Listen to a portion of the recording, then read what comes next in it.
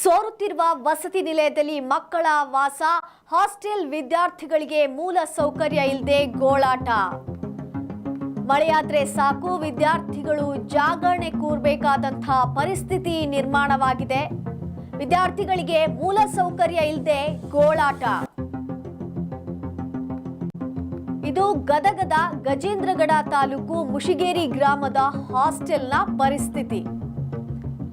6ರಿಂದ 10ನೇ ತರಗತಿಯ ವಿದ್ಯಾರ್ಥಿಗಳ ಹಾಸ್ಟೆಲ್ನಲ್ಲಿ ಇಂಥ ಒಂದು ಪರಿಸ್ಥಿತಿ ನಿರ್ಮಾಣ ಆಗಿರುವಂಥದ್ದು.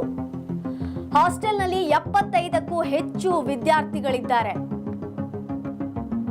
ಬಡ ಮಕ್ಕಳಿಗೆ ಸಿಗದಂಥ ಮೂಲ ಸೌಕರ್ಯ ಕುಡಿಯಲು ಹಾಗೂ ಬಳಕೆಗೆ ಸಿಗ್ತಾ ಇಲ್ಲ.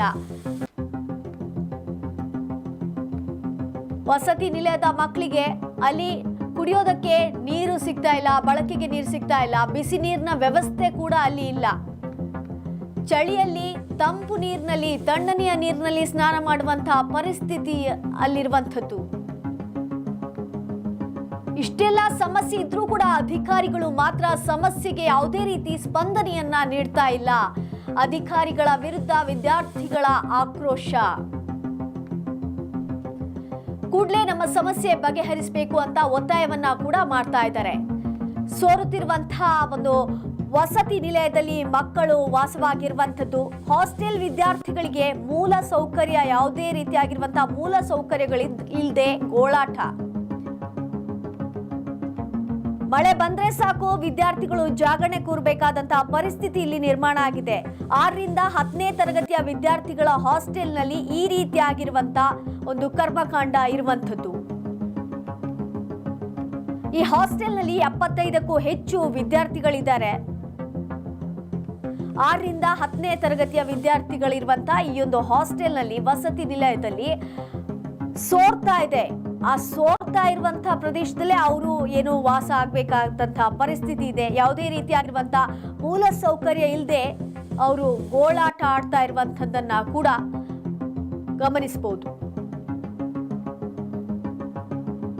ಯಾವುದೇ ಬಿಸಿನೀರಿನ ವ್ಯವಸ್ಥೆ ಕೂಡ ಕೊಡ್ತಾ ಇಲ್ಲ. ಚಳಿ ಇದ್ರೂ ಕೂಡ ಅವರು ತಣ್ಣನೆಯ ನೀರಿನಲ್ಲೇ ಸ್ನಾನ ಮಾಡುವಂತಹ ಪರಿಸ್ಥಿತಿ ಇದೆ. ಇಷ್ಟೆಲ್ಲ ಸಮಸ್ಯೆ ಇದ್ರೂ ಕೂಡ ಅಲ್ಲಿ ಅಧಿಕಾರಿಗಳು ಮಾತ್ರ ಯಾವುದೇ ರೀತಿ ಸ್ಪಂದನೆಯನ್ನ ನೀಡ್ತಾ ಇಲ್ಲ.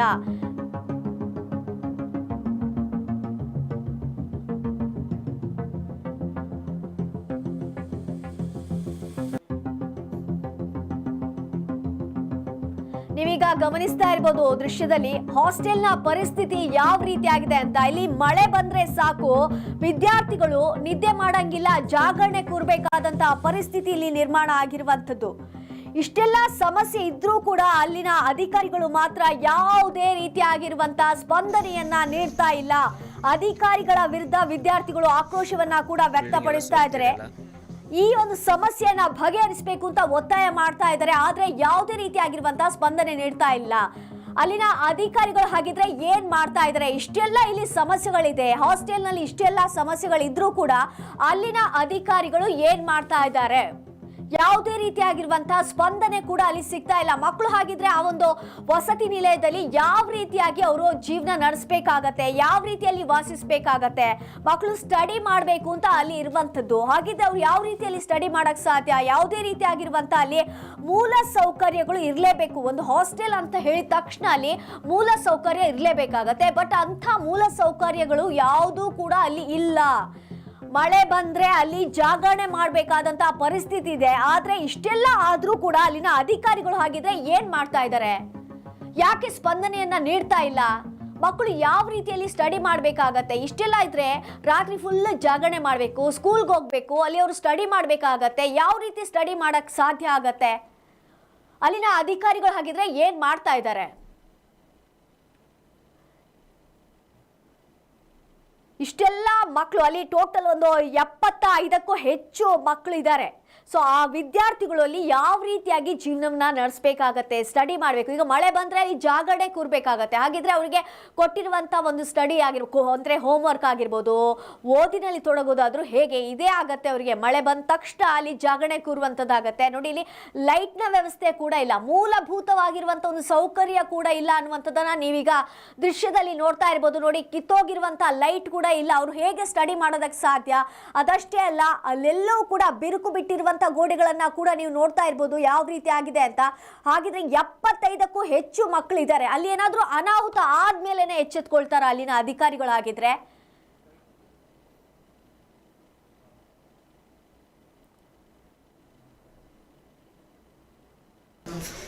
ಎಲ್ಲ ಕಟ್ಟಡ ಎಲ್ಲ ಬಿಲ್ಡಿಂಗ್ ಅನ್ನು ಸೋರ್ತಿದೆ ಮತ್ತು ನೀರಿಗಾಗಿ ಪರದಾಟ. ನಾವು ನೀರಿಗಾದರೆ ಮುಂಜಾನೆ ನೀರು ತೊಂಬರಕ್ಕೆ ಹೋಗ್ಬೇಕು. ಮತ್ತು ನಾವು ನೀರಿಗೆ ಒಂದು ಹಾಲು ಜಕ್ ನೀರಿಲ್ಲ, ನಾವು ಹಾಲು ಜಕ್ ಅಂದರೆ ನೀರಿಗೆ ಹೋಗ್ಬೇಕು, ಹೊರಗೆ ಹೋಗಿ ನೀರು ತೊಗೊಂಬಂದ್ರೆ ಆಮೇಲೆ ಊಟ ಸಿಗ್ತೈತಿ. ಇಲ್ಲಾಂದ್ರೆ ಆಮೇಲೆ ನಮಗೆ ಬೆಡ್ ಇಲ್ಲ. ನಾವು 5 ವರ್ಷದಿಂದ ಹಿಂದೆ 5 ವರ್ಷ ಆಯ್ತು ನಾವು ಇಲ್ಲಿ ಬಂದು, ನಮಗೆ ಬೆಡ್ ಇಲ್ಲ, ಕಾಟ ಇಲ್ಲ ಮತ್ತು ಸುಸಾಕ್ಷಿಸಿಲ್ಲ, ಅರಿವಿ ಕೊಟ್ಟಿದ್ದಾರೆ. ನಮ್ಮ ಹಾಸ್ಟೆಲ್ನಲ್ಲಿ ಇವತ್ತಿನ ದಿನದಂದು ನಮಗೆ ನೀರಿಲ್ಲ, ನೀರಿನ ಕೊರತೆ ಇದೆ. ಹಾಗೆ ನಮಗೆ ಗಜೇಂದ್ರಗಡ ತಾಲೂಕಿನ ಗದಗ ಜಿಲ್ಲೆಯ ಗಜೇಂದ್ರಗಡ ತಾಲೂಕಿನ ಮುಷಿಗೆರಿ ಪ್ರೀ ಮೆಟ್ರಿಕ್ ಬಾಲಕರ ವಸತಿ ನಿಲಯ ಹಿಂದುಳಿದ ವರ್ಗಗಳ ಕಲ್ಯಾಣ ಇಲಾಖೆ BCM ತಾಲೂಕು ಇಲಾಖೆ ಅಧೀನದಲ್ಲಿ ಬರುವಂತ ಪ್ರೀ ಮೆಟ್ರಿಕ್ ಹಾಸ್ಟೆಲ್ ಇವತ್ತು ಸರಿಯಾದಂತ ಮೂಲ ಸೌಲಭ್ಯಗಳು ಇಲ್ಲ. ಇವತ್ತು ಪ್ರೀ ಮೆಟ್ರಿಕ್ ಹಾಸ್ಟೆಲ್ ಸುಮಾರು 75 ಜನಸಂಖ್ಯೆ ಉಳ್ಳಂತ ಒಂದು ವಸತಿ ನಿಲಯ.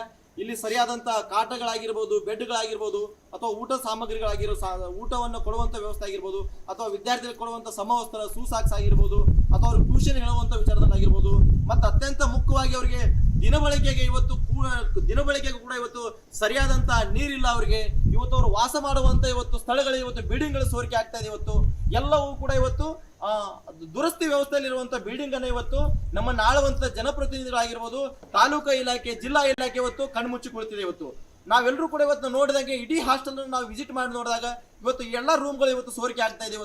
ಇವತ್ತು ಸುಮಾರು 60 ಜನ ವಿದ್ಯಾರ್ಥಿಗಳು ಇವತ್ತು ಹಾಸ್ಟೆಲ್ ಅಲ್ಲಿ ವಾಸ ಮಾಡ್ತಾ ಇದ್ದಾರೆ. ಆದ್ರೆ ಆ ವಿದ್ಯಾರ್ಥಿಗಳು ಇವತ್ತು ಕಾಟ ಇಲ್ಲ, ಬೆಡ್ ಇಲ್ಲ, ಇವತ್ತು ನೆಲದ ಮೇಲೆ ಮಲ್ಕೊಳ್ಳುವಂತ ಪರಿಸ್ಥಿತಿ ಇವತ್ತು ನಿರ್ಮಾಣ ಆಗಿದೆ. ಇವತ್ತು ನಾವು ಒಳಗೋಗಿ ಹಾಸ್ಟೆಲ್ ಒಳಗೋಗಿ ನೋಡಿದಾಗ ಇವತ್ತು ಎಲ್ಲ ಬಿಲ್ಡಿಂಗ್ಗಳು ಮಳೆ ಬಂದು ಇವತ್ತೆಲ್ಲ ಬಿಲ್ಡಿಂಗ್ಗಳು ಸೋರ್ತಾ ಇದಾವೆ. ತಟ ಇವತ್ತು ಬಿಲ್ಡಿಂಗ್ಗಳು ಸೋರ್ತಾ ಇದ್ದಾರೆ. ಆದ್ರೆ ಇವತ್ತು ನಮ್ಮ ನಾಳುವಂತ ಜನಪ್ರತಿನಿಧಿಗಳಾಗಿರ್ಬೋದು, ಅಥವಾ BCM ಇಲಾಖೆ ತಾಲೂಕು ಅಧಿಕಾರಿಗಳಾಗಿರ್ಬೋದು, ಅಥವಾ ಜಿಲ್ಲಾ ಅಧಿಕಾರಿಗಳಾಗಿರ್ಬೋದು, ಅಥವಾ ಸಂಬಂಧಪಟ್ಟ DC ಆಗಿರ್ಬೋದು, ಈ ಹಾಸ್ಟೆಲ್ ಇಷ್ಟೆಲ್ಲ ಸಮಸ್ಯೆ ಇದ್ರು ಕೂಡ ಇವತ್ತು ಸುಮಾರು ವರ್ಷಗಳಿಂದ 1-2-3 ವರ್ಷಗಳಿಂದ ಇವತ್ತು ಕಾಟ ಬೆಡ್ ಬಂದಿಲ್ಲ, ನೀರಿನ ಸಮಸ್ಯೆ ಇದೆ. ಇವತ್ತು ದಿನ ಬೆಳಗ್ಗೆ ಇವತ್ತು ಮಲ ಮೂತ್ರ ವಿಸರ್ಜನೆಗೆ ಹೋಗ್ಬೇಕಂದ್ರೆ ಇವತ್ತು ಬಾತ್ರೂಮ್ಗಳಲ್ಲಿ ಇವತ್ತು ನೀರಿಲ್ಲ. ಅವ್ರು ಸ್ನಾನ ಮಾಡ್ಬೇಕಂತಂದ್ರೆ ಇವತ್ತು ನೀರಿಲ್ಲ. ಅವರಿಗೆ ಇವತ್ತು ಕೈ ತೊಳಿಬೇಕು, ಮಖ ತೊಳಿಬೇಕಂದ್ರೂ ಕೂಡ ಇವತ್ತು ನೀರಿಲ್ಲ. ಹಾಗಾಗಿ ಇಷ್ಟೆಲ್ಲ ಸಮಸ್ಯೆಯಿಂದ ಇವತ್ತು ವಿದ್ಯಾರ್ಥಿಗಳು ಸುಮಾರು 60 ಜನ ವಿದ್ಯಾರ್ಥಿಗಳು ನರಳ್ತಾ ಇದ್ದಾರೆ. ಇಷ್ಟಾದ್ರೂ ಕೂಡ ಈ ಹಾಸ್ಟೆಲ್ಗೆ ಸಂಬಂಧಪಟ್ಟಂತ ತಾಲೂಕಾ ಇಲಾಖೆ ಅಧಿಕಾರಿಗಳಾಗಿರ್ಬೋದು, ಅಥವಾ ಜಿಲ್ಲಾ ಇಲಾಖೆ BCM ಇಲಾಖೆ ಅಧಿಕಾರಿಗಳಾಗಿರ್ಬೋದು, ಈವರೆಗೂ ಕೂಡ ಇದರ ಬಗ್ಗೆ ಕಾನೂನು ಕ್ರಮ ಕೈಗೊಂಡಿಲ್ಲ. ಹಾಗಾಗಿ SFI ಸಂಘಟನೆ, ವಿದ್ಯಾರ್ಥಿ ಸಂಘಟನೆ ನಾವು ಒತ್ತಾಯ ಮಾಡ್ತಾ ಇದೀವಿ. ಇಷ್ಟೆಲ್ಲ ವಿದ್ಯಾರ್ಥಿಗಳು ಈ ಕೂಡಲೇ ನೀರಿನ ವ್ಯವಸ್ಥೆ ಮಾಡಿಕೊಡ್ಬೇಕು, ಅವರಿಗೆ ಬೆಡ್ಡಿನ ವ್ಯವಸ್ಥೆ ಮಾಡಿಕೊಡ್ಬೇಕು, ಅವರಿಗೆ ಸುಸಾಕ್ಸ್ಗಳನ್ನು, ಸಮವಸ್ತ್ರಗಳನ್ನು ಕೊಡಬೇಕು, ಟ್ಯೂಷನ್ಗಳನ್ನು ಕೊಡಬೇಕು. ಮತ್ತೆ ಈ ಬಿಲ್ಡಿಂಗ್ಗಳು ಸೋರ್ತಾ ಇದೆ. ಈ ಬಿಲ್ಡಿಂಗ್ಗಳು ಸೋರ್ತಾ ಇರೋದ್ರೆ ಇವಾಗ ಆಲ್ರೆಡಿ ಮಳೆಗಾಲ ಸಂದರ್ಭ. ಈ ಮಳೆಗಾಲದ ಸಂದರ್ಭದೊಳಗೆಲ್ಲವೂ ಕೂಡ ಬಿಲ್ಡಿಂಗ್ಗಳು ಸೋರ್ತಾ ಇದ್ದಾವೆ. ಏನಾದ್ರೂ ಕುಸಿತ ಆಯ್ತು, ವಿದ್ಯಾರ್ಥಿಗಳು ಏನಾದ್ರು ಅಸ್ವಸ್ಥ ಆದ ಅದಕ್ಕೆ ನೇರವಾಗಿ ತಾಲೂಕು ಅಧಿಕಾರಿಗಳು, ಜಿಲ್ಲಾಧಿಕಾರಿಗಳು ಹೊಣೆ ಆಗ್ತಾರಂತ ಈ ಸಂದರ್ಭದಲ್ಲಿ ನಾನು ಹೇಳಿಕ್ಕೆ ಇಷ್ಟಪಡ್ತೀನಿ. ಈ ಬಗ್ಗೆ ಹೆಚ್ಚಿನ ಮಾಹಿತಿಯನ್ನ ನೀಡೋದಕ್ಕೆ ಗದಗ ಪ್ರತಿನಿಧಿ ದ್ಯಾಮಣ್ಣ ಅವರು ಲೈನಲ್ಲಿ ಇದ್ದಾರೆ. ದ್ಯಾಮಣ್ಣ ಅವರೇ, ಏನಿದು ಪರಿಸ್ಥಿತಿ ಅಂತ? ಇಲ್ಲಿ ಹಾಸ್ಟೆಲ್ನಲ್ಲಿ ಇಷ್ಟೊಂದು ಮೂಲಭೂತ ಸೌಕರ್ಯಗಳಂತೂ ಒಂದು ಹಾಸ್ಟೆಲ್ ಅಂದಾಗ ಇರಲೇಬೇಕಾಗತ್ತೆ. ಅಂಥ ಸೌಕರ್ಯಗಳು ಕೂಡ ಅಲ್ಲಿ ಇಲ್ವಾ? ಹೆಂಗೆ? ಎಸ್ ರೂಪಾ, ಗದಗ ಜಿಲ್ಲೆಯ ಗಜೇಂದ್ರಗಡ ತಾಲೂಕಿನ ಮುಸಿಗೆರೆ ಗ್ರಾಮದಲ್ಲಿ ಹಿಂದುಳಿದ ವರ್ಗದ ಕಲ್ಯಾಣ ಇಲಾಖೆ ವತಿಯಿಂದ ದೇವರಾಜ ಅರಸು ಮೆಟ್ರಿಕ್ ಪೂರ್ವ ಕಾಲೇಜ್ ವಸತಿ ನಿಲಯ ಇದೆ. ಹೀಗಾಗಿ ಸುಮಾರು 6ರಿಂದ 10ನೇ ತರಗತಿ ವಿದ್ಯಾರ್ಥಿಗಳು ಈ ಹಾಸ್ಟೆಲ್ ನಲ್ಲಿ ವಾಸಂಗ ಮಾಡ್ತಿದ್ದಾರೆ. ಹೀಗಾಗಿ ಕೆಲವು ಸರ್ಕಾರಿ ಶಾಲೆಗಳು ಅಷ್ಟೇ ಅಲ್ಲದೆ ಹಾಸ್ಟೆಲ್ಗಳು ಕೂಡ ಮೂಲಭೂತ ಸೌಕರ್ಯವಿಲ್ಲದೆ ವಿದ್ಯಾರ್ಥಿಗಳು ತಮ್ಮ ಕಷ್ಟವನ್ನು ತೋಡ್ಕೊಳ್ತಿದ್ದಾರೆ ಅಂತ ಹೇಳ್ಬೋದು. ಯಾಕಂದ್ರೆ ಸರಿಯಾದ ಮೂಲಭೂತ ಕುಡಿಯುವ ನೀರಿನ ವ್ಯವಸ್ಥೆ ಹಾಗೂ ಶೌಚಾಲಯ ಇಲ್ಲದೆ ಬಡ ವಿದ್ಯಾರ್ಥಿಗಳು ಕೂಡ ಇವಾಗ ವಂಚನೆ ಆಗಿದ್ದಾರೆ ಅಂತ ಹೇಳ್ಬೋದು. ಸಂಬಂಧಪಟ್ಟ ಅಧಿಕಾರಿಗಳು ಗಮನಕ್ಕೆ ಬಂದ್ರೆ ಸಂಬಂಧಪಟ್ಟ ಅಧಿಕಾರಿಗಳು ಈ ಕಡೆ ಗಮನ ಹರಿಸಿದರೆ ಬೇಕಾಬಿಟ್ಟಿ ಉತ್ತರ ಕೊಡ್ತಾ ಇದ್ದಾರೆ ವಿದ್ಯಾರ್ಥಿಗಳಂತ ಹೇಳ್ಬೋದು. ಶ್ರೀತಾ, ಹಾಗಿದ್ರೆ ಎಷ್ಟು ವರ್ಷದಿಂದ ಈ ಸಮಸ್ಯೆ ಇದೆ? ಸುಮಾರು 2-3 ವರ್ಷಗಳಿಂದ ಈ ಸಮಸ್ಯೆ ಇದ್ರೂ ಕೂಡ ಸರಿಯಾದ ಊಟದ ವ್ಯವಸ್ಥೆ ಕೂಡ ಇಲ್ಲ. ಹಾಸ್ಟೆಲ್ ಅಲ್ಲಿ ಕಟ್ಟಡ ಅಂದ್ರೆ ಬೀಳು ಹಂತದಲ್ಲಿದೆ ಕಟ್ಟಡ. ಸರಿಯಾದ ಸರಿಯಾದ ಕಿಟಕಿ ಇಲ್ಲ, ಸರಿಯಾದ ಬಾಗಿಲುಗಳು ಎಲ್ಲ ಸೋರುವಂತ, ಅಂದ್ರೆ ಮಳೆ ಬಂದ್ರೆ ಸಾಕು ನದಿಯಲ್ಲೇ ಇದೆ ಎಂಬ ಭಾಸ ಮೂಡ್ತದೆ ಈ ಹಾಸ್ಟೆಲ್ ಅಂತ ಹೇಳ್ಬೋದು. ಯಾಕಂದ್ರೆ ಆ ಮಳೆ ನೀರು ಸೋರುವ ಭೀತಿಯಿಂದ ವಿದ್ಯಾರ್ಥಿಗಳು ಓದ್ಕೊಳ್ಳಕ್ಕೂ ಕಷ್ಟ ಆಗ್ತಿದೆ, ಕೂತ್ಕೊಳ್ಳೋಕು ಕಷ್ಟ ಆಗ್ತಿದೆ. ಹೀಗಾಗಿ ಆ ವಿದ್ಯಾರ್ಥಿಗಳು ಇಡೀ ರಾತ್ರಿ ಕೂಡ ಮಲಗದೆ ಕೂತ್ಕೊಂಡು ವಿದ್ಯಾಭ್ಯಾಸ ಮಾಡುವಂತ ಪರಿಸ್ಥಿತಿ ನಿರ್ಮಾಣ ಆಗಿದೆ ಅಂತ ಹೇಳ್ಬೋದು ರೂಪಲತಾ. ಹಾಗೆ ಅಧಿಕಾರಿಗಳ ಜೊತೆ ಏನಾದರೂ ಹೇಳಿದಾಗ ಸಂಪರ್ಕ ಮಾಡಿದ್ದಾರೆ ಯಾರಾದರೂ, ಅವಾಗ ಏನು ಹೇಳ್ತಾರೆ ಅಧಿಕಾರಿಗಳು?